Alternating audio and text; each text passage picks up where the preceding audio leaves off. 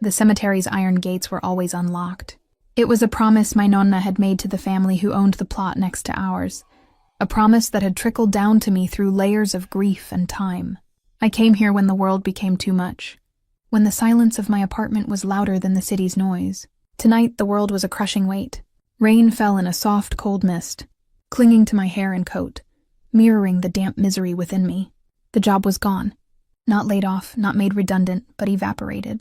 The startup I'd given my last 18 months to, the one I'd believed in with the fervor of a convert, had folded.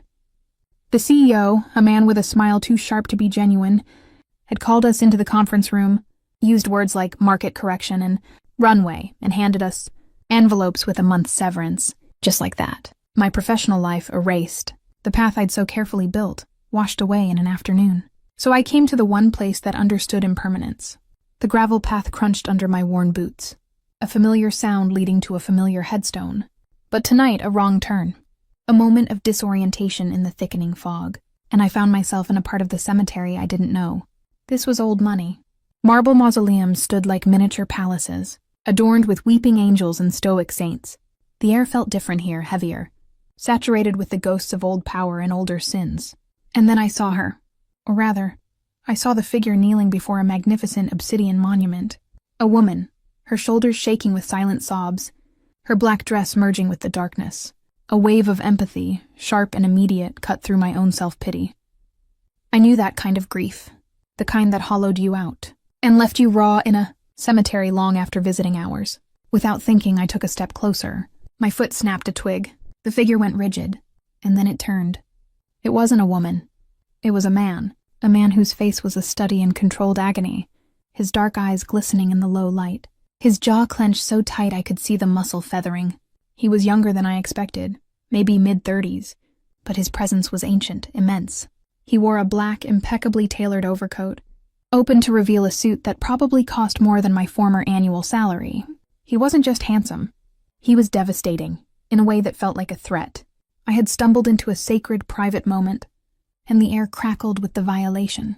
I'm so sorry, I stammered, my voice a fragile thing in the vast, silent space.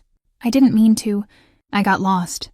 His gaze swept over me, assessing, cataloging. I felt transparent, every failure and fear laid bare under that penetrating stare. He didn't speak.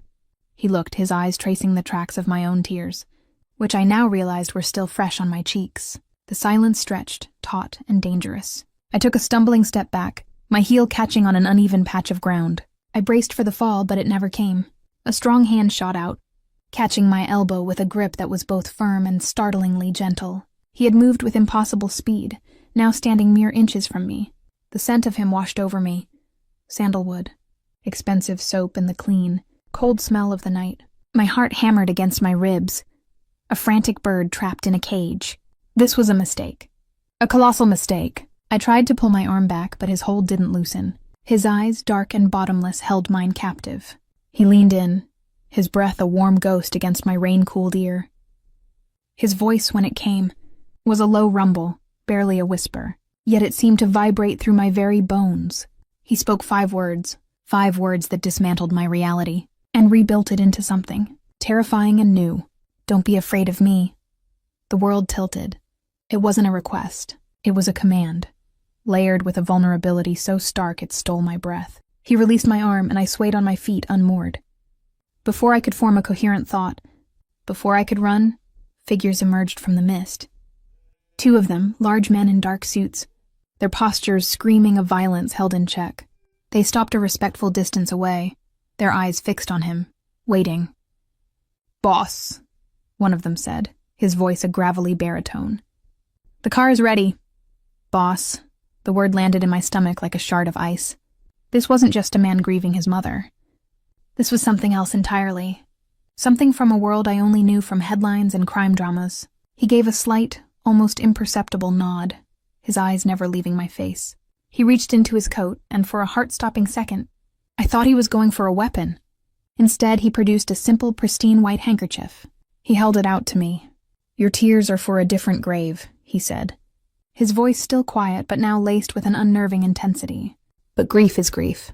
It deserves respect. Mechanically, my fingers closed around the soft linen.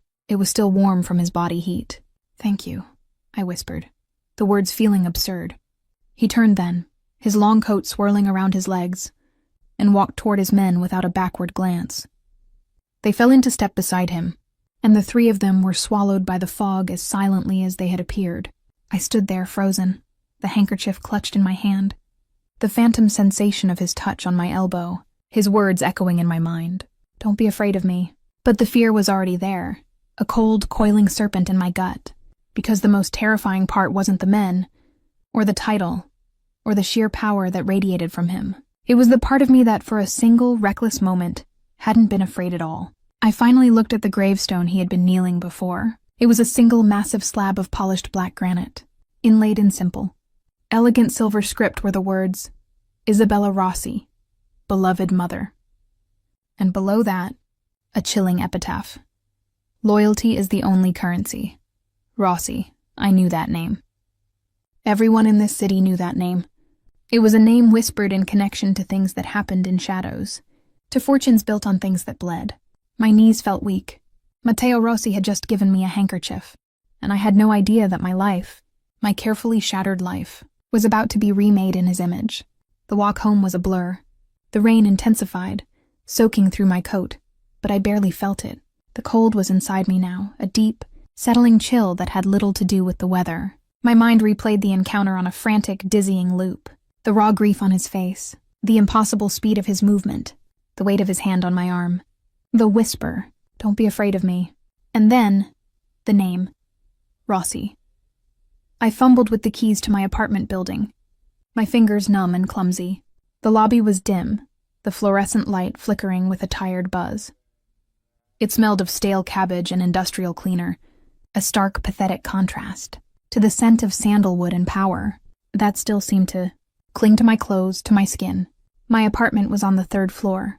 I bypassed the temperamental elevator and took the stairs, my footsteps echoing in the concrete stairwell. Each step felt heavy, weighed down by what had just happened. I was a ghost moving through my own life, the outlines of everything I knew suddenly seeming flimsy and insubstantial. I unlocked my door and stepped inside, leaning back against it as it clicked shut. The familiar space offered no comfort. The stack of unpaid bills was on the small table by the door, the wilting peace lily on the windowsill, the faded rug from a thrift store. It all looked like a stage set, a cheap imitation of life. I was still clutching the handkerchief. I looked down at it, the pristine white linen, a shocking anomaly in my muted beige world. I brought it to my face. It still carried his scent, a faint, intoxicating trace of sandalwood. A shiver, one that had nothing to do with the cold, ran down my spine. I tossed it onto the table as if it had burned me. What was I supposed to do with it? Launder it and return it? "Oh, hello, Mr. Crime Lord. Here's your handkerchief back. Thanks for the loan during my existential crisis at your mother's grave." The absurdity of it all hit me in a wave that left me breathless. A hysterical laugh bubbled in my throat, but it died before it could escape. The fear was too real. I pushed away from the door and went to the window, pulling back the thin curtain. The street below was empty, glistening under the amber glow of the streetlights. Rain streaked the glass, distorting the world outside. Was I being watched? The thought was paranoid, but it felt inevitable. People like Matteo Rossi didn't just have chance encounters. They had incidents, and incidents were managed, contained, or erased. My phone buzzed from inside my purse, making me jump. I dug it out, my heart thudding. It was Jessica. Of course it was Jessica. She had a sixth sense for when I was at my lowest. I let it go to voicemail. I couldn't talk to her right now. I couldn't form sentences about my job, my future, or my normal problems. How could I explain that my biggest problem was no longer unemployment, but that I had just been spiritually marked by a man who probably ordered murders between courses of a 5-star meal? I needed to do something normal, something grounding. I went to the kitchen and put the kettle on. The ritual of making tea, boiling water, steeping the bag, adding honey was supposed to be calming. But my hands wouldn't stop shaking. The image of his eyes, dark and full of a pain so profound it mirrored my own, wouldn't leave me. We were two strangers, grieving different losses in the same rain-soaked cemetery. And for a fleeting moment, there had been a connection, a bridge across the impossible chasm between our worlds. The kettle whistled, a shrill sound that shattered the silence. I poured the water, the steam fogging my glasses. As I wiped them clean, my gaze fell again on the handkerchief. Loyalty is the only currency. The words from the gravestone echoed in my mind. What did that even mean? Was it a warning? A family motto? A threat?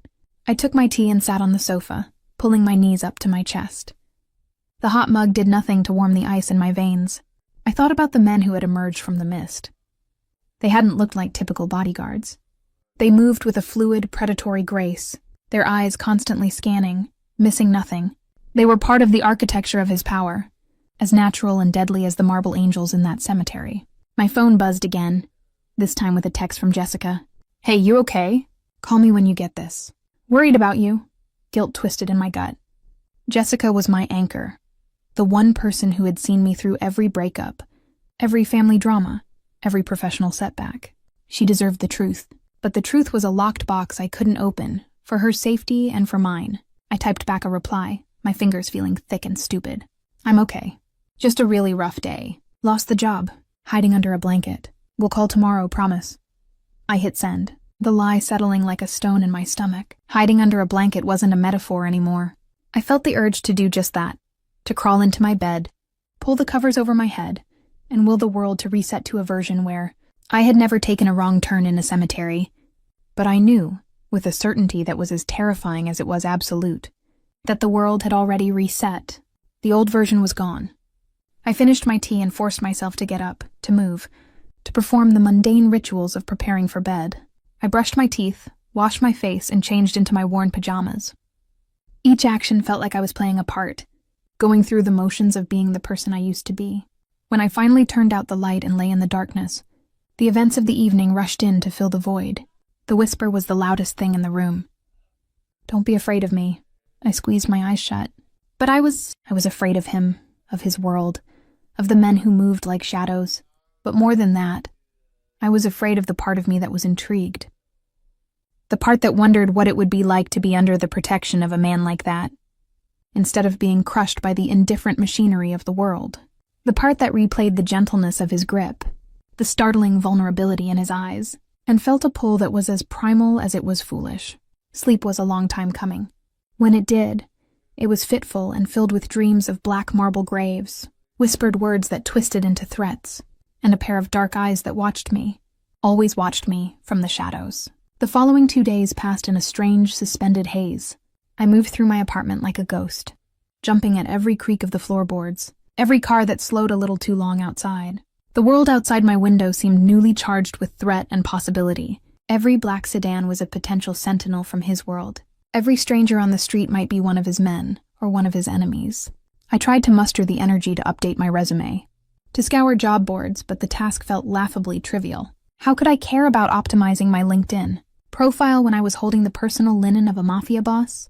The handkerchief remained on my table, a silent, accusing monument to the shift in my reality. I couldn't bring myself to touch it again, but I couldn't throw it away either. It was a talisman, a connection to a night that had cleaved my life in two. On the third morning, a firm, rapid knock sounded at my door. It wasn't the friendly, rhythmic tap of a neighbor. It was the sound of authority, of purpose. My blood ran cold. I crept to the door, my heart hammering a frantic rhythm against my ribs. I peered through the peephole. A man stood there, his posture ramrod straight. He was dressed in a severe, dark suit, his hair cut short, his expression utterly unreadable. He wasn't one of the men from the cemetery, but he was cut from the same cloth. I knew with a sinking certainty who he was here for. I considered not answering. I considered pretending I wasn't home. But a deeper, more resigned part of me knew that was pointless. Men like this didn't go away. I took a shaky breath, smoothed my rumpled sweatshirt, and opened the door a crack, the chain lock still engaged. "Can I help you?" My voice was a thin, reedy thing. "Alara Vance?" he asked, his voice flat and professional. "Yes. My name is Franco. I work for Mr. Rossi." He said the name not with fear, but with a simple, matter-of-fact finality, as if stating a law of physics. "He would like to speak with you." The words, though expected, still sent a jolt of pure adrenaline through my system. "Speak with me? About what?" He did not specify the topic. "He requests your presence." It wasn't a request. It was a beautifully worded command. I'm not really available today," I said, the protest sounding weak even to my own ears. Franco's expression did not change. He didn't threaten or cajole. He stood there, his presence a wall of unshakable intent. It would be in your best interest to make yourself available. Miss Vance, the car is waiting downstairs. My eyes darted past him down the hallway. I saw another man, similarly dressed, standing near the stairwell exit, his arms crossed. There was no escape. This was happening. The fantasy of the other night, the fleeting connection, was colliding with the brutal reality of his world. He hadn't forgotten me. And now I was being collected. "Give me 5 minutes," I whispered, my throat tight. He gave a curt nod. "We will wait." I closed the door, my legs trembling so violently I had to lean against it for support. What did he want? Was I in trouble? Had my presence at the grave been deemed an insult? Or was it something else? The memory of his whisper, the intensity in his eyes flashed in my mind, a confusing counterpoint to the terror. I rushed to my bedroom, pulling off my sweats and fumbling for a pair of clean jeans and a simple sweater. I didn't have time for anything more. My hands were shaking so badly I could barely tie my hair back into a messy ponytail. I grabbed my purse, my keys, and my phone. My gaze fell once more on the handkerchief. On an impulse I didn't understand, I snatched it up and stuffed it into my pocket. When I reopened the door, Franco's eyes swept over me. A quick, efficient assessment. He seemed neither approving nor disapproving. "This way." He led me down the stairs, his partner falling into step behind us. The presence at my back was profoundly unnerving. In the lobby, my elderly neighbor, Mrs. Gable, was checking her mail. She stared, her eyes wide, as the 2 large men in suits escorted me out. I offered her a weak, terrified smile that probably looked more like a grimace. A black SUV, its windows tinted to an opaque midnight, was idling at the curb. Franco opened the rear door for me. The interior was silent, smelling of rich leather and a clean antiseptic scent. It was the opposite of my world in every way. Ordered, powerful, controlled. I slid inside, and Franco closed the door with a solid, expensive thud. He got into the passenger seat, and the driver, a man who never once turned around, pulled smoothly into traffic. We drove in absolute silence. I watched my neighborhood, my city, pass by the window, but it felt like I was watching a film.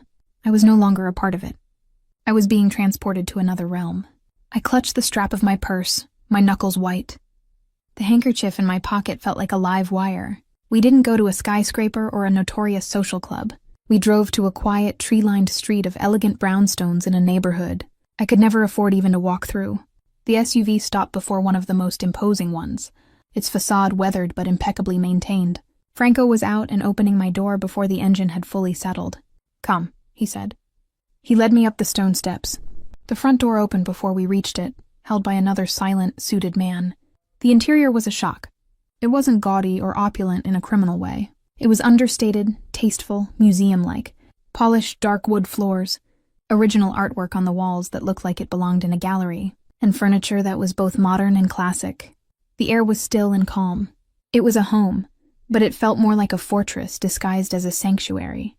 Franco led me to a set of double doors. He knocked once, then opened them. "Wait here," he instructed. He ushered me into a library. Floor-to-ceiling, bookshelves laden with leather-bound volumes stretched to the ceiling. A large, heavy desk sat near a fireplace, but the room felt more like a place for quiet contemplation than for business. And there, standing by the window, silhouetted against the gray daylight, was Matteo Rossi. He turned as I entered.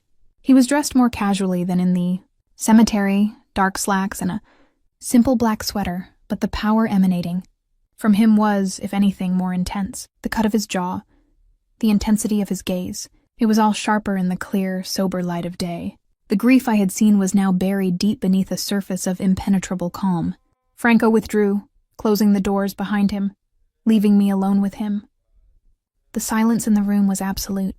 I could hear the frantic beat of my own heart. He didn't speak immediately. He just looked at me, that same assessing, cataloging gaze from the cemetery. But now it felt more clinical, less raw. "Ilara," he said finally. His voice was deeper than I remembered, a smooth, dark velvet that wrapped around the single syllable of my name. "Mr. Rossi," I managed to choke out. A flicker of something, amusement, crossed his features. "Matteo." He took a step toward me, and I instinctively took a step back, my shoulders pressing against the solid wood of the doors. He stopped, his head tilting slightly. "I told you not to be afraid of me. You also had 2 men escort me here like a prisoner," I said, the words bursting out with a courage I didn't know I possessed. Precautions, he replied, his tone unchanging. For your safety as much as mine. The world I inhabit does not look kindly on loose ends. And you, Alara, are currently a very intriguing loose end. His words hung in the air between us, a stark admission of my new precarious status. A loose end, something to be tied up or snipped off. I forced myself to stand a little straighter, to meet his gaze despite the tremor in my hands, which I clenched into fists at my sides.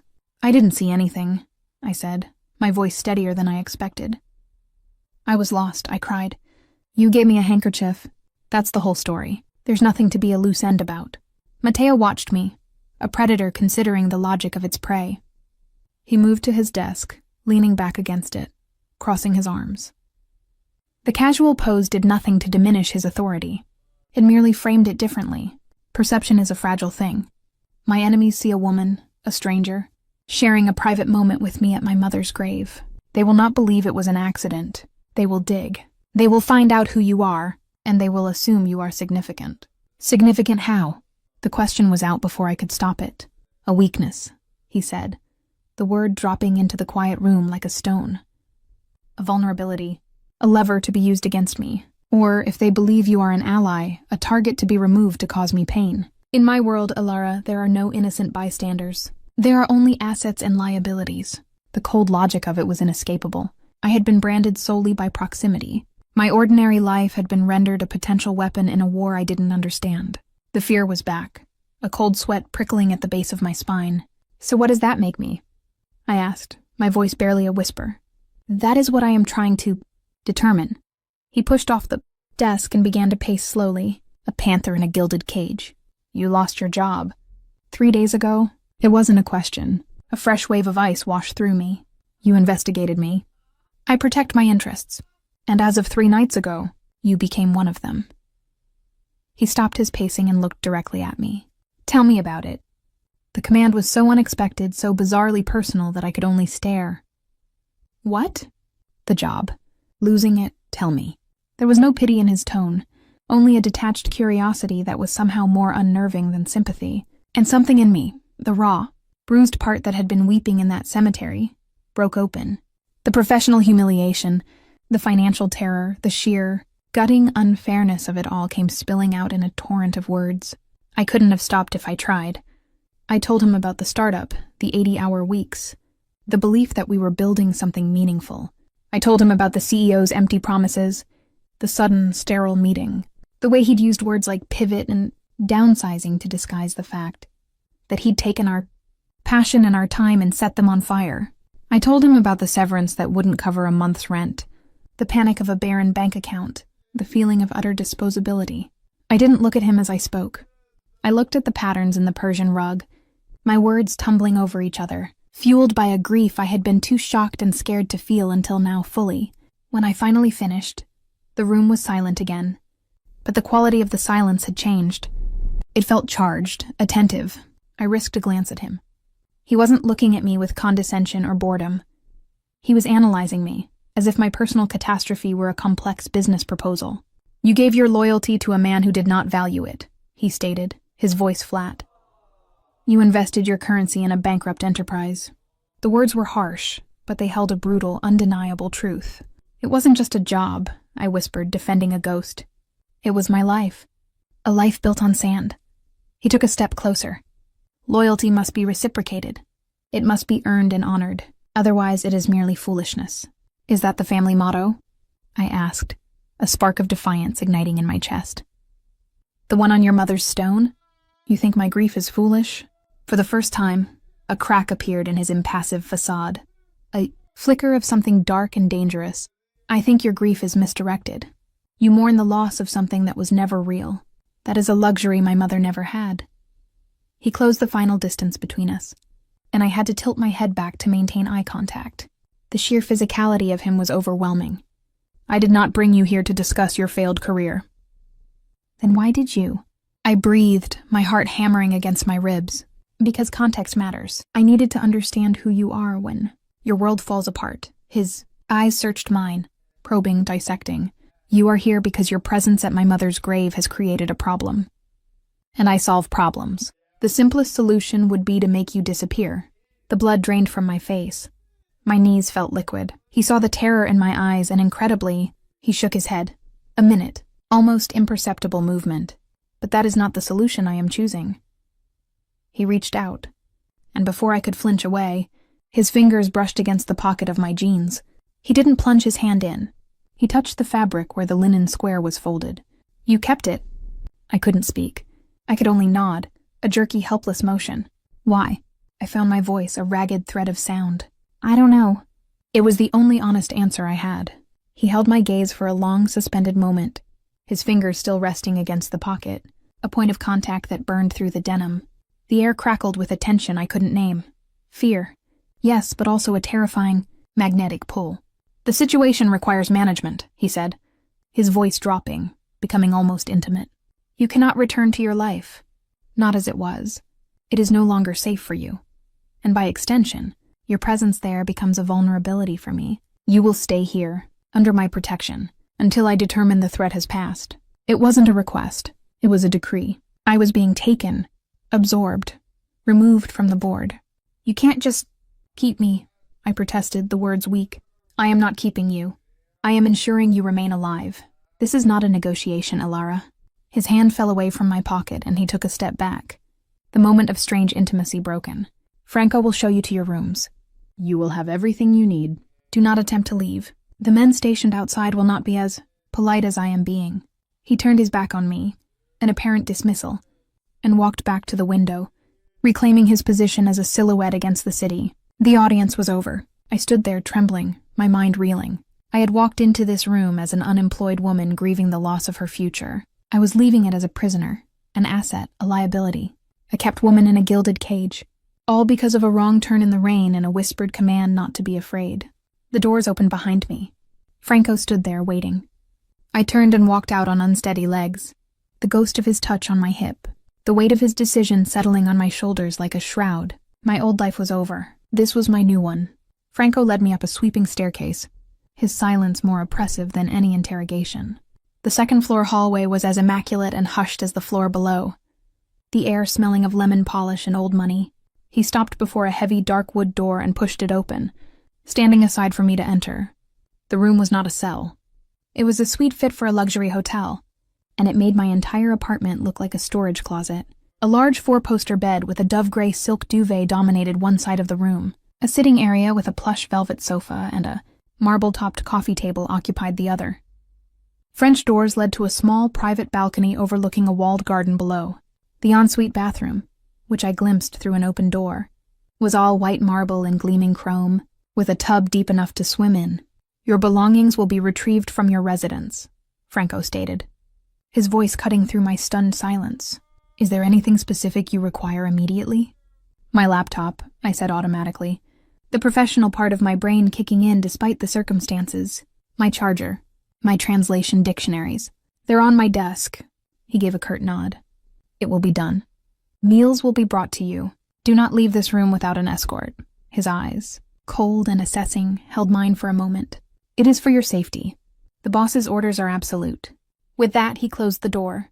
I heard the distinct final sound of a key turning in the lock. I was indeed a prisoner, no matter how beautiful the cage. I stood in the center of the room, hugging myself. The sheer surreal normality of my request, my translation, dictionaries, clashed violently with the reality of my situation. I walked to the French doors and tried the handle. Locked. I peered through the glass at the garden below. It was perfectly manicured, but I saw two men walking a deliberate patrol along the high stone wall. There would be no climbing down. A hysterical laugh bubbled in my throat. 48 hours ago, my biggest worry was making rent. Now I was a captive in a Mafia kingpin's brownstone, my continued existence dependent on his whims. I thought of Jessica. She would be expecting a call, a detailed post-mortem of my job loss. What could I possibly tell her? Sorry, Jess, can't talk. I've been indefinitely detained by a crime lord who finds me a fascinating liability. The panic began to rise, a hot, tightening coil in my chest. I was trapped. I paced the length of the room, my mind racing, looking for an exit, a loophole, anything. There was none. Matteo Rossi's will was the architecture of this place, and I was just a piece of furniture that had been moved inside. Hours bled into one another. The light outside the window began to fade, painting the room in shades of deep blue and gray. A quiet knock preceded the door opening. A woman, perhaps in her 50s, with a severe but not unkind face, entered carrying a tray. She set it down on the coffee table without a word. It held a simple, elegant meal: seared salmon, roasted vegetables, and a glass of water. The normality of it was somehow the most terrifying thing of all. "Thank you," I whispered as she turned to leave. She paused and gave me a slight, almost imperceptible nod before exiting. The lock turned again. I didn't touch the food. My stomach was a knot of anxiety. As full dark fell, the exhaustion of the last few days, compounded by the sheer emotional whiplash of today, crashed over me. I crawled onto the massive bed, still in my jeans and sweater, and curled into a ball. The sheets were impossibly soft, the mattress yielding. I stared into the growing darkness, listening to the sounds of the house. It was mostly silent, but occasionally I heard the faint creak of a floorboard, the muffled sound of a door closing somewhere down the hall. Life was going on here, a secret, powerful life, and I was now a small, unwitting part of its ecosystem. I must have dozed off because the sound of the lock turning again jolted me awake. The room was dark. The door opened, and a silhouette filled the frame. Not the housekeeper. Not Franco. It was him.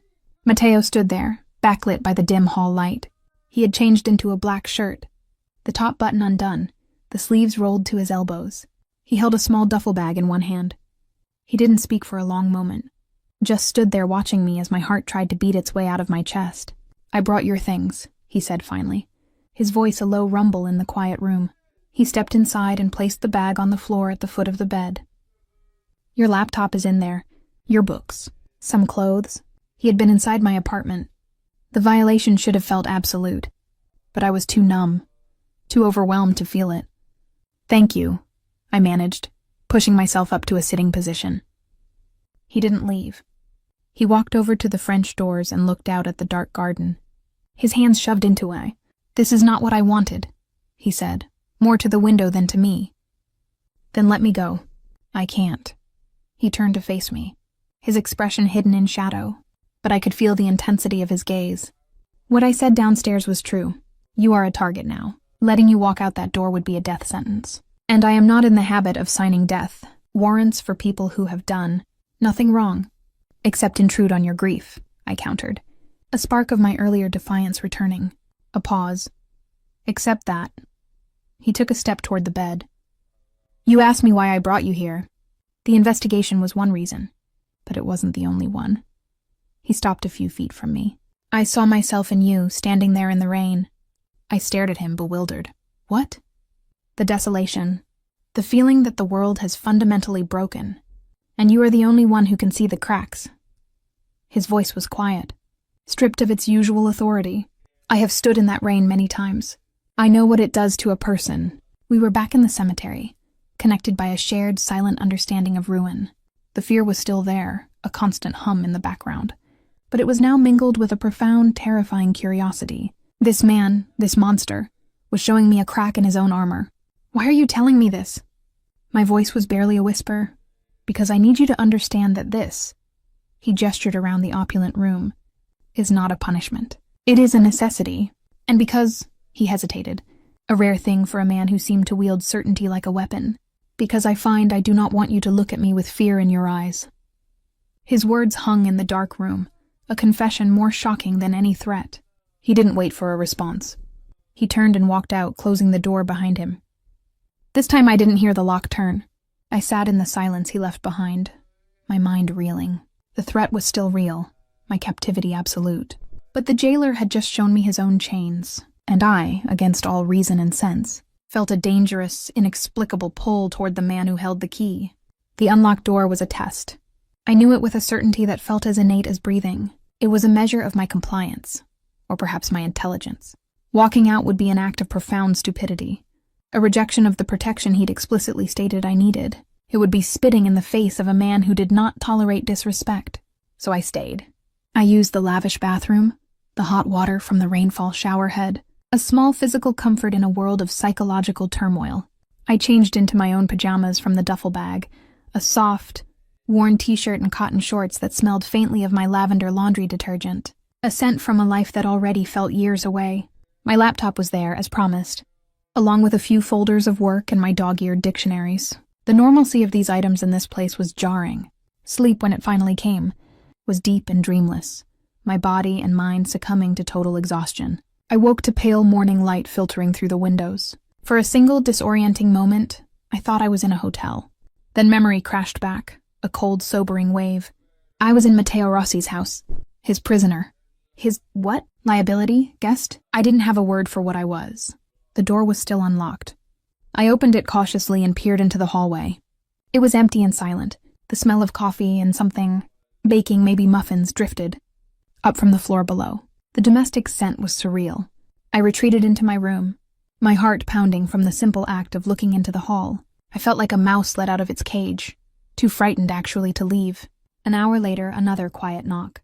It was the same severe woman from last night. She carried a breakfast tray, eggs, toast, fresh fruit, and a pot of coffee. "Good morning, Miss Vance," she said, her voice flat. "My name is Clara. Is there anything you require?" Is the door supposed to be unlocked?" I asked the question, feeling foolish. "Mr. Rossi's orders were changed this morning," she said, as if that explained everything. Perhaps it did. "You are free to move about the upper floor. The library, the sunroom, the lower floors and exits remain restricted." So I was being granted a larger cage, a trust exercise. I nodded, not knowing what else to do. She left, and the door was left ajar again. I ate the breakfast. The food tasted like it was in my mouth, despite its obvious quality. The coffee was rich and intense, and I drank it greedily, needing the caffeine to sharpen my frayed nerves. After I'd eaten, I ventured out into the hallway again. It was just as still. I strolled, my socks silent on the thick runner carpet. I found the library where I'd spoken with Matteo. It was empty. I trailed my fingers over the leather-bound spines of the books. They were honest, well-read, not just for show. History, philosophy, volumes of poetry in Italian and English. This was not the library of a thug. It was the library of a man with a mind, a fact that was somehow more disconcerting. I found a sunroom at the end of the hall, filled with lush green plants and wicker furniture. The windows here looked out over the street. I saw a black SUV parked across the way, its windows tinted. One of Franco's men, no doubt, always watching. I retreated to my room, the brief foray into the broader world of the upper floor leaving me more unsettled than before. I needed to do something, anything to feel like myself. I opened my laptop and connected to the Wi-Fi. It was open. No password. Another small, pointed gesture of trust or perhaps surveillance. I opened a translation file I'd been neglecting. A dense technical manual for a German engineering firm. The familiar cadence of the language, the puzzle of finding the perfect equivalent phrase, was a lifeline. For a few hours I lost myself in the work. The world outside this room, outside this brownstone, fading into a distant hum. The sound of the front door opening and closing downstairs, followed by the low murmur of male voices, pulled me back to the present. My concentration shattered. I listened, my body tense. Footsteps on the stairs. They passed my door and continued down the hall. I let out a breath I didn't realize I was holding. A few minutes later, there was a tap on my doorframe. I looked up. Matteo stood there leaning against the jamb. He had changed again into a fresh suit, this one a deep charcoal gray. He looked immaculate, powerful, completely in control. The man from last night who had spoken of shared desolation was gone, replaced by the boss. "Working?" he asked, his gaze flicking to my open laptop. "It's what I do," I said, my voice coming out defensive. He nodded slowly. "Good." He stepped fully into the room and the space seemed to shrink around him. He picked up one of my translation dictionaries from the bedside table, thumbing through it with long, elegant fingers that looked capable of both great gentleness and great violence. "You speak 3 languages." "4," I corrected without thinking. "German, French, Italian, and Spanish." I read Portuguese. His eyes met mine over the top of the book, a glint of interest in their dark depths. "Impressive. A valuable skill set." "It was, until 3 days ago," I said, the bitterness seeping through. "You were working for the wrong people." He set the book down. "I have a proposition for you." I stared at him, wary. "What kind of proposition?" "I have documents. Business contracts, correspondence. Some are in German. My usual translator is otherwise occupied. I need them reviewed. Confidentiality is paramount." He held my gaze. "You will do it. I will pay you. Triple your previous rate. It was so absurd, so perfectly calculated that I almost laughed. He was offering me a job inside my own prison. He was giving me purpose, a way to earn money, to use my skills, all while keeping me under his thumb. It was a masterstroke, a way to pacify me, to make me useful, to bind me to him with something other than fear.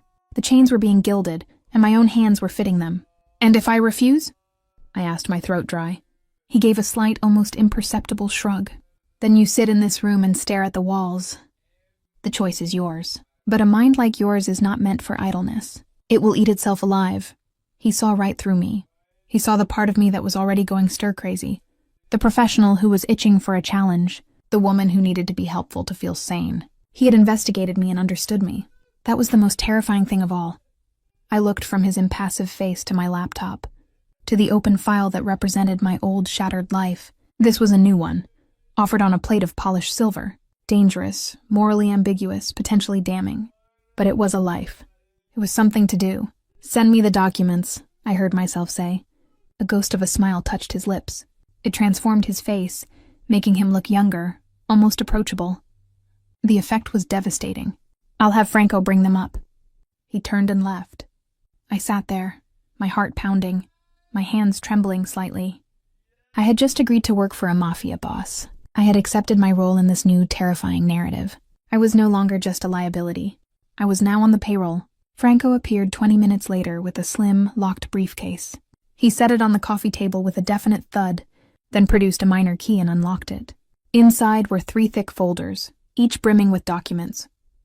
These are the originals, he said, his tone implying their immense value or their danger. You will work on them here. No copies, no digital files. You take notes by hand on this. He placed a brand new, leather-bound notebook and a pen beside the briefcase.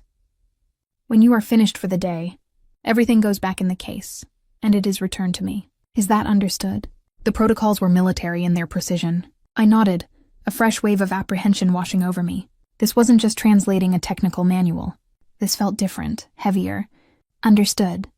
He left, and I was alone with the briefcase. I sat on the floor by the coffee table, my heart thumping. I opened the first folder. The documents on top were indeed in German. They appeared to be a corporate acquisition proposal, dense with legal and financial jargon. It looked legitimate, if complex. But as I delved deeper, the veneer of normalcy began to crack. The company names were vague.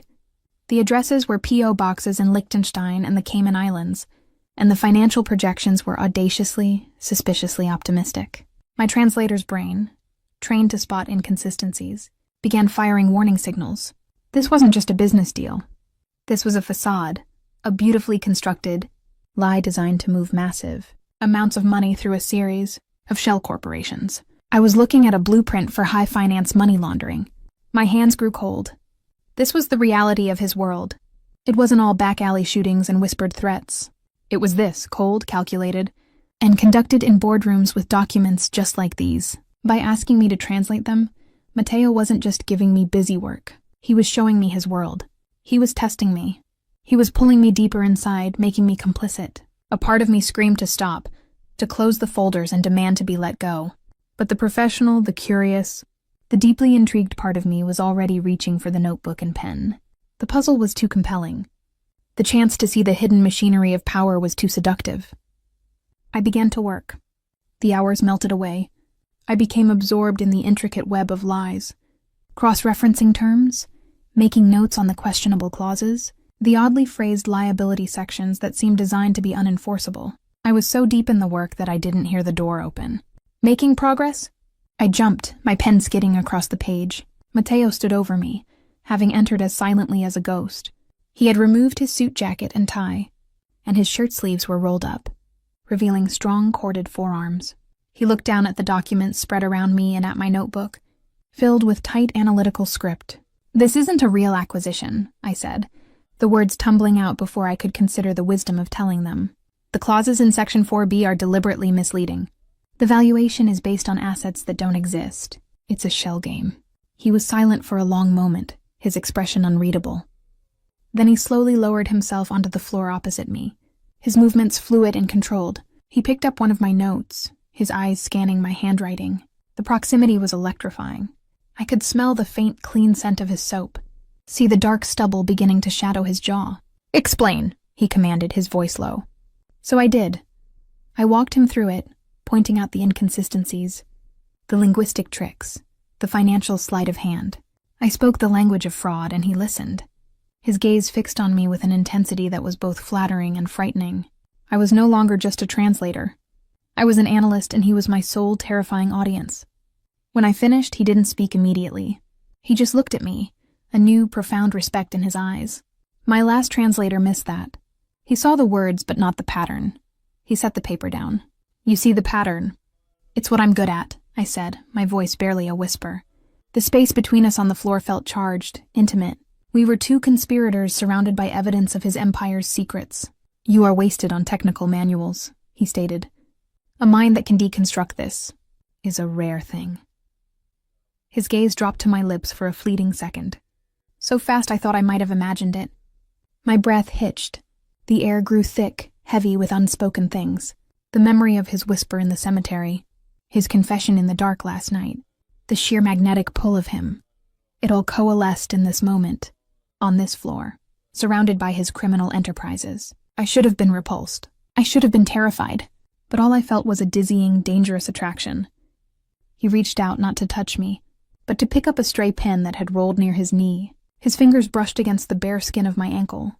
The contact was brief, accidental, but it sent a jolt of pure lightning through my entire system. My eyes flew to his. His eyes were dark, dilated, holding mine captive.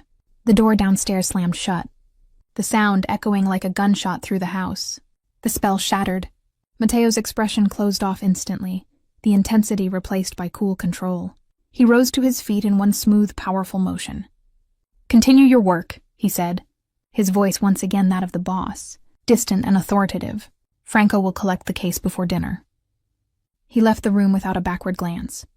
I sat on the floor, my skin still tingling from where he had touched me, my heart pounding a frantic, chaotic rhythm.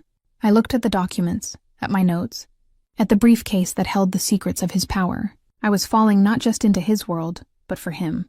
And the terrifying part was I wasn't sure I wanted to stop. The next few days developed a strange, new rhythm, a bizarre parody of everyday life. I would wake, Clara would bring breakfast, and Franco would deliver the locked briefcase. I would spend the morning and afternoon immersed in the documents, my mind a whirl of financial structures and linguistic puzzles. Mateo was gone during the day, attending to the business of his empire, but his presence still filled the house. It was in the way the staff spoke in hushed tones, in the way Franco's posture straightened just before a phone call from him, in the very air, which seemed to hum with a low current of controlled power. He began to join me in the evenings. It was never announced or formal. He would appear in the doorway of the library or the sunroom, where I had taken to working for the change of scenery. At first he would ask about my progress, his questions sharp and insightful, probing the analytical leaps I had made. Then the conversations began to drift. He'd ask about my time studying abroad in France, and I'd find myself describing the smell of fresh bread in a Parisian morning, the sound of the language swirling around me. In return, he'd share a memory of a childhood summer spent in Sicily at his grandmother's villa, the sun-bleached stone, the taste of lemons straight from the tree. We were building a bridge, plank by careful plank, over the chasm that separated our worlds. He was a captivating storyteller, his voice a low, mesmerizing instrument. He could make the brutal politics of his world sound like a chess match. And the moments of beauty he described, a perfect opera, a painting that moved him, felt like glimpses into a soul he kept heavily guarded. I knew it was a calculated seduction. He was showing me the man behind the myth, the intellectual behind the enforcer, and it was working. The fear was still there, a constant low-level hum, but it was now woven through with strands of fascination and a deepening, terrifying attraction.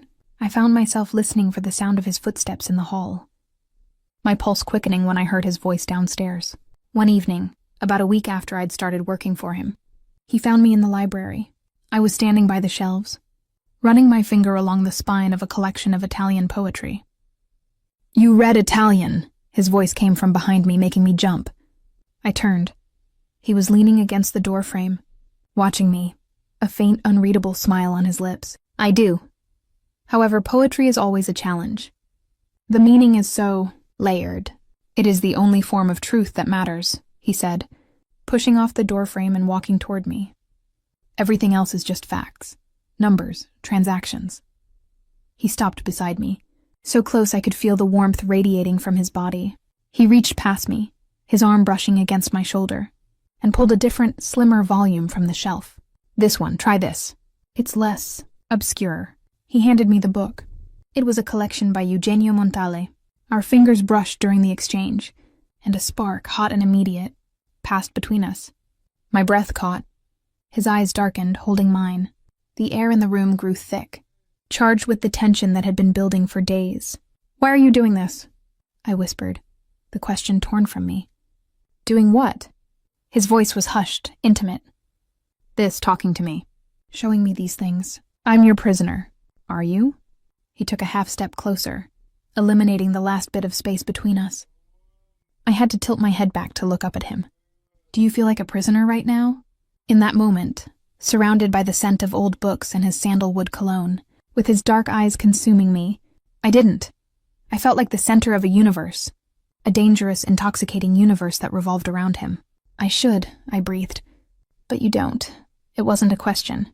He raised a hand, and with a hesitation that was utterly captivating in a man of his absolute power, he gently brushed a stray strand of hair from my cheek. His touch was featherlight, but it burned. "I brought you here to keep you safe.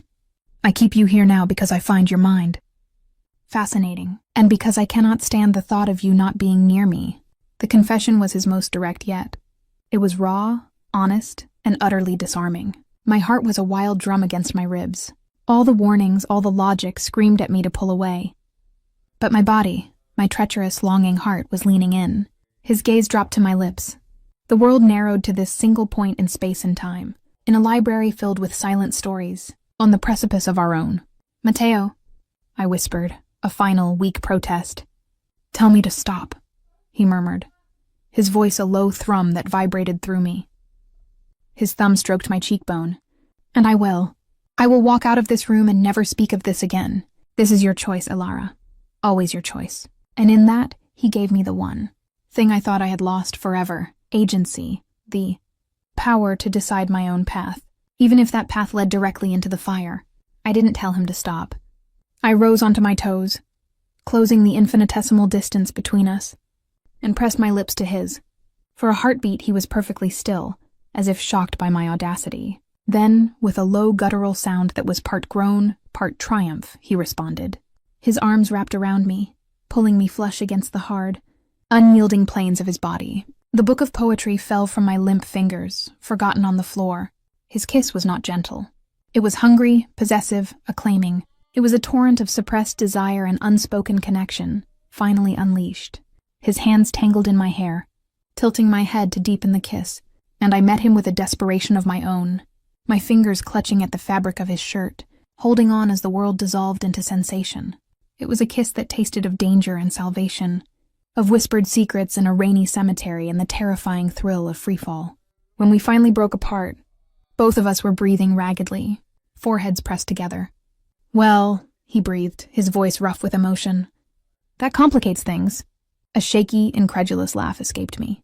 "You think?" He smiled then, a real, genuine smile that transformed his entire face, making him look younger, lighter. It was the most beautiful, dangerous thing I had ever seen. "I don't care," he whispered and kissed me again. Softer this time, I promise. And in that moment, wrapped in the arms of a Mafia kingpin, I realized with a soul-deep certainty that I didn't care either. The kiss changed the atmosphere in the house. It was a silent earthquake that only the two of us could feel. The following day, the routine was the same. The briefcase, the documents, the quiet hours of work. But the air was thick with a new electric charge.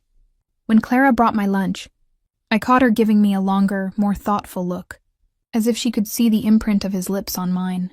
When Franco delivered the documents, his usual impassive mask seemed somehow more pronounced, as if deliberately ignoring the shift in the universe. Matteo didn't come to me that day. I felt his absence like a physical ache, a hollow space in the house's rhythm. The doubt began to creep in. Had it been a moment of madness for him? A fleeting indulgence with a captive audience? Had I, in my desperation for connection, misread the entire situation? The professional documents in front of me blurred, the words turning into a jumble of anxiety. But that evening, As I sat in the window seat of the sunroom watching the streetlights flicker on, he found me. He didn't speak. He walked in, sat beside me on the cushioned bench, and took my hand. His fingers laced through mine, warm and sure. It was a simple gesture, but it held more intimacy than the frantic kiss the night before. It was a statement, a confirmation. "We need to talk," he said, his voice quiet, his gaze fixed on our joined hands. "Okay," I whispered, my heart in my throat. "The world I live in, it has rules. My position requires a certain image. Control is everything. Showing weakness, showing attachment, can be fatal." He looked at me then, his eyes serious. "What happened last night? It breaks every one of those rules." The hollow feeling in my stomach expanded. This was the rejection I had feared, the cold, complex reality reasserting itself. "I understand," I said, trying to pull my hand away. His grip tightened, refusing to let go. "No, you don't. I'm not saying it was a mistake." He took a deep breath, a rare show of uncertainty. "I am saying it makes you a target in a way you weren't before. If my enemies perceive you as a vulnerability, their focus on you will intensify. The protection I can offer you becomes more complex, more absolute." He wasn't pushing me away. He was pulling me closer, deeper into the fortress of his life. He was telling me that choosing him came with a higher price, a greater danger. "What are you saying, Mateo?" "I'm saying that if we continue down this path, there is no going back. For you. For me." His thumb stroked the back of my hand. "I am a possessive man, Ilara. If you are mine completely. There will be no half measures, no casual dating, no walking away when it gets difficult. You will be at my side, and you will be in my bed, and you will be under my protection, always." The words were not a romantic proposal. They were a vow, layered with threat and promise. They were the terms of surrender. He was offering me everything, his world, his power, his protection, his focus, in exchange for my complete and total belonging to him. It was the most terrifying and the most compelling offer I had ever received. "You're asking me to give up everything," I breathed. "I'm asking you to trade a life that broke you for one. I will build with you." His gaze was unwavering. "I saw the fire in you when you analyzed those documents. The intelligence, the passion. You were dying in that old life, Ilara, slowly suffocating in a world that didn't appreciate you. I can give you a world where your mind is your greatest weapon, where your loyalty is your greatest currency. But it is my world, and it is dangerous." He was right. My old life was a ghost, a memory of failure and quiet desperation. This life, here with him, was terrifying, but it was alive. It was real. It was a challenge that ignited every part of me. My mind, my body, my rebellious heart. I thought of the kiss, of the connection that felt more real than anything I had ever known. I thought of the man who grieved his mother, who read poetry, who saw the pattern in the chaos. I thought of the danger, the locked doors, the men with guns. It was a package deal. You couldn't have one without the other. I looked at our joined hands, at his long, powerful fingers wrapped around mine. I looked up and met his eyes, seeing the flicker of vulnerability he tried so hard to hide. He was laying his cards on the table, showing me the monster and the man, and giving me the choice. I took a deep, shuddering breath. The most important one of my life. "Okay," I said. His eyes widened a fraction. Okay. My voice grew stronger. No half measures. A slow, devastating smile spread across his face, a look of pure, unadulterated triumph. He lifted my hand to his lips and pressed a kiss to my knuckles, his eyes never leaving mine. "Then it's done," he whispered, the words a seal, a vow. "You're mine." And as he pulled me into his arms, kissing me with a tenderness that belied his words, I knew it was true. I had walked into his world a prisoner of circumstance. Now I was staying as a willing captive of his heart. The cage door was open, and I had just chosen to lock it from the inside. The shift was immediate and absolute. The next morning, Clara did not just bring breakfast. She got a selection of new clothes, elegant, understated pieces in soft cashmere and fine silk that fit me perfectly. When I looked at her, she said, "Mr. Rossi's instructions." My room was no longer a guest suite. It was becoming my room. My prison was being transformed into a boudoir. Mateo was different. The careful distance was gone, replaced by a quiet, overwhelming possessiveness. He didn't just hold my hand. His touch was a constant, a hand on the small of my back as he guided me through the hall, his fingers brushing my neck as he passed my chair. It was as if he needed the physical confirmation that I was real, that I was there, that I was his. The staff and the guards saw it, and their demeanor toward me changed. A new, watchful respect replaced the polite indifference. I was no longer the temporary problem. I was the boss's woman. That afternoon, he took me out of the brownstone for the first time. It wasn't a wild public date. It was a calculated, controlled excursion. Franco drove, another car following close behind. We went to a private art gallery that had been closed for our exclusive visit. Matteo walked me through the hushed white rooms, his hand resting possessively on my lower back. He didn't just look at the art. He explained it, his insights sharp and perceptive. He was showing me another facet of his world, the world of legitimate beauty and culture that existed alongside the shadows. It's a way to move money? Of course, he said quietly, standing before a stark, modern sculpture. But it is also a sanctuary, a place where things can be beautiful, without any other purpose. I looked from the sculpture to his profile, seeing the tension there, the weight he constantly carried. In these moments, the power and the danger fell away, and I saw just a man, a complicated, brilliant man, trying to find pockets of peace in a life he could never escape. Later, over a dinner served on the rooftop terrace of the brownstone, the city lights spread out before us like a carpet of diamonds, and the conversation turned more serious. "The situation with Sergio is escalating," he said, swirling the red wine in his glass. His tone was casual, but his eyes were hard. "Sergio?" I asked, the name unfamiliar. "My cousin, my underboss." He took a slow sip. "He has been ambitious. The attempt on my life last month, the one with the truck. I believe he was behind it. The ice I had swallowed on the first night was back in my veins. The one I saved you from?" He nodded. "He sees my interest in you as a distraction, a sign of weakness. He is using it to gather support among the other captains. I put my fork down, my appetite gone. So I really am making you vulnerable." He reached across the table, covering my hand with his. "You are making me human. There is a difference. Sergio mistakes humanity for weakness. It is a fatal error." His thumb stroked my wrist. "But it does mean we must be careful. His reach is long. This is why the protection is necessary. Why can you not simply return to your old life?" It was the first time he had openly discussed the mechanics of the threat with me. He was trusting me with this knowledge, pulling me into the inner circle of his conflict. It was terrifying, but it also made me feel like a partner, not just a prize. "I want to help," I heard myself say. A faint smile touched his lips. "You are helping. The work you're doing on the financials is more valuable than you know. You have an eye for the flaw, the inconsistency. It is a skill my accountants lack." He paused, his gaze intense. "But your primary role is to stay safe, to be the one thing in my life that is not a transaction, not a strategy. The one thing that is real."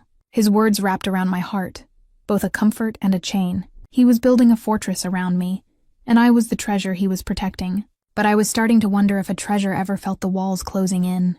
Later, in my room, our room, the thought whispered. The reality of my choice pressed in on me.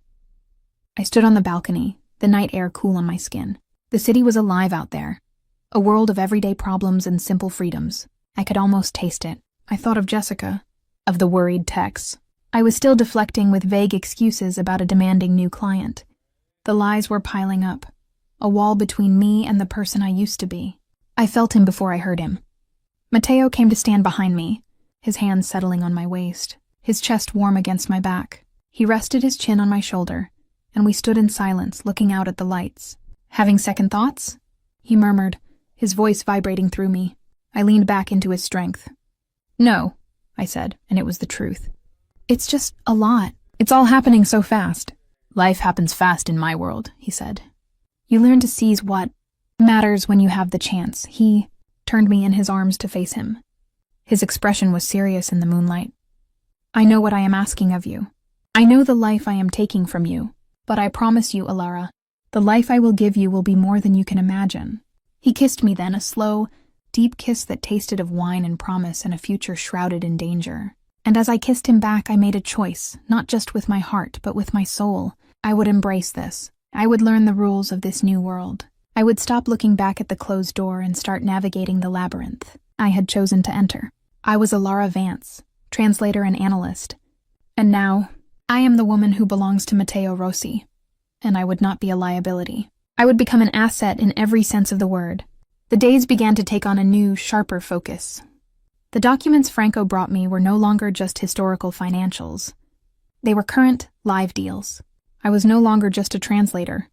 I was a forensic analyst, my notes becoming a roadmap for Matteo to navigate the minefield Sergio was laying. I found a twisted satisfaction in it. My professional skills weaponized in a secret war. I was using the mind that had been deemed disposable by my old world to protect the king of a new one. The irony was not lost on me. One evening I found a discrepancy so glaring it felt like a slap. A series of payments, large enough to fund a small army, was routed through a shell corporation I had flagged weeks earlier. The payment description was for consulting services, but the dates aligned perfectly with a known period of unrest among the dock workers, a territory Sergio controlled. I cross-referenced it with notes from a previous file, my heart hammering. It wasn't just embezzlement. It was a payroll.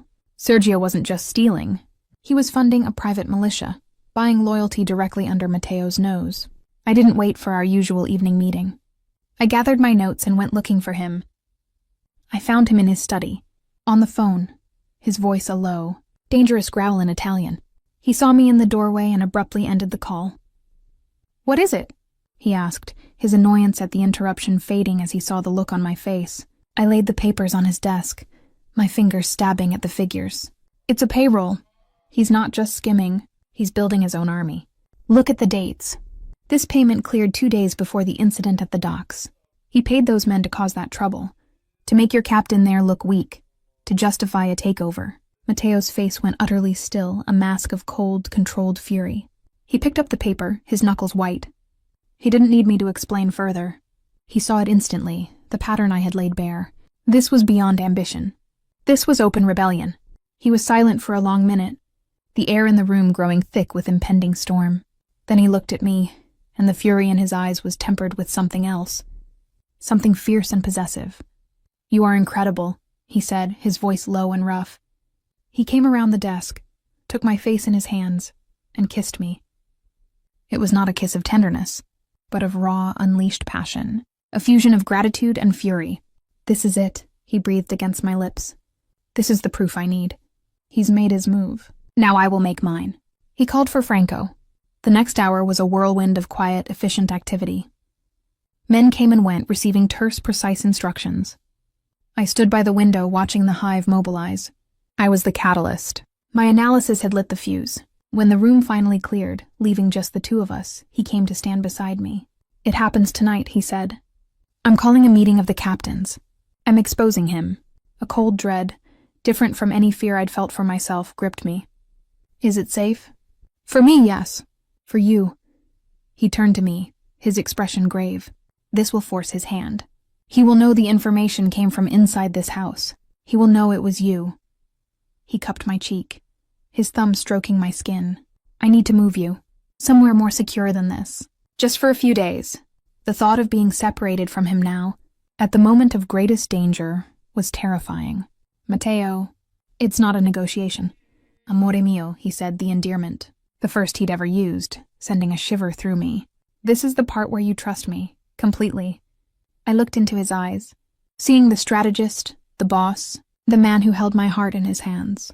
I saw no hesitation, no doubt, only absolute resolve. "Okay," I whispered. He kissed my forehead. "Pack a bag. Franco will take you in 10 minutes. The somewhere more secure was a penthouse apartment in a sleek, anonymous high-rise. It was even more of a fortress than the brownstone, with a private key-locked elevator and a panoramic view of the city that felt more like a surveillance post than a vista. Franco stationed 4 men inside with me. The mood was tense, ready. I paced the length of the living room, too wired to sit still. My phone, which I'd finally charged, buzzed incessantly with messages from Jessica. I couldn't deal with her now. All my focus was on Matteo, on the meeting that was undoubtedly happening at this very moment. I imagined the room full of powerful, dangerous men, the air thick with betrayal and the threat of violence. I imagined Sergio's face when Matteo laid out the evidence I had found. The hours dragged. I tried to read, to work, but my concentration was shattered. Every minute felt like an hour. I was trapped in a gilded cage, waiting for news from a war I had helped start. Finally, near midnight, the private elevator dinged. I spun around. The doors opened and Matteo stepped out. He was alone. His suit was immaculate, but his face was a mask of cold, brutal finality. There was a fresh, thin cut on his jaw, and his knuckles were raw. He had not come from a board meeting. He had come from an execution. He didn't say a word. He just walked across the room, his eyes locked on mine, and pulled me into his arms. He held me so tightly I could barely breathe, his face buried in my hair. I could feel the tension thrumming through his body, the adrenaline, the residual fury. He smelled of cold night air and gunpowder. "It's done," he whispered, his voice hoarse. I didn't ask for details. I didn't need to. The finality in that single word said everything. Sergio was no longer a threat. He pulled back slightly, his hands framing my face. His eyes searched mine, and for the first time, I saw something there besides control and possession. I saw peace. "You are safe now," he said. "He's gone. The challenge is over." He leaned his forehead against mine. "You stood by my side. You fought with the only weapon you have, and it was sharper than any blade my men carry." He kissed me, a slow, deep, claiming kiss that felt like a new beginning. "Now," he murmured against my lips, "we build our life. For real." And as I kissed him back in that silent, secure penthouse, high above the city where my old life had died, I knew he was right. The war was over. The battle for my soul had been won. By him, by me, and our empire was beginning.